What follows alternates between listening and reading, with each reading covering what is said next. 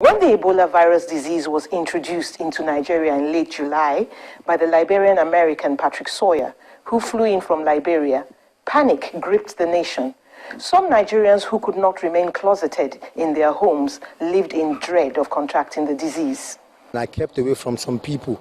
I don't like shaking hands and hugging and some other things that I used to. I entered those long buses to walk, 5 on the seats, we squeeze ourselves. So I've avoid entering those buses.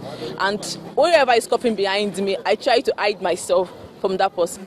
The government immediately set out to quell the fear, which already had people who had non-infectious and non-communicable diseases suffering because they exhibited one or more symptoms similar to Ebola. Rejection of federal patients, patients who present with fever in our hospitals, without prior assessment constitutes another challenge.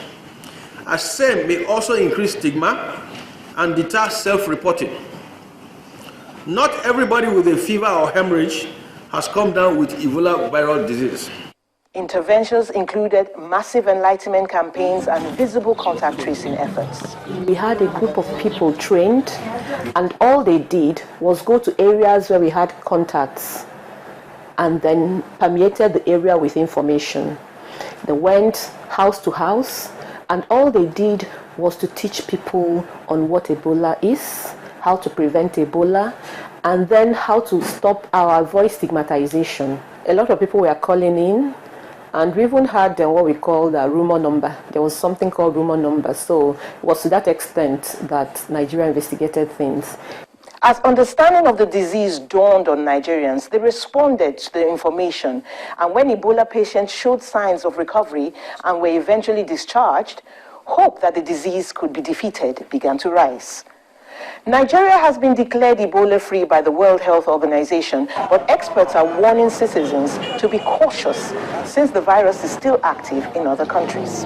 Everybody just needs to be trained, the health workers, so that they'll be able to recognize it fast, individuals in the community, so they'll be able to report cases they suspect early enough. We know that December is approaching, and people may come for Christmas. Nigerians are everywhere. So you cannot rule anything out. For infection prevention and control, there must be funding. It must be budgeted for. And when it's budgeted for, those materials must be procured. And if those materials are to be procured, the procurement system must also be correct. Because if we are buying the right things, we must buy the right quantity and the right quality. So these are the lessons that must come out. Because we say we are going to use gloves all the time.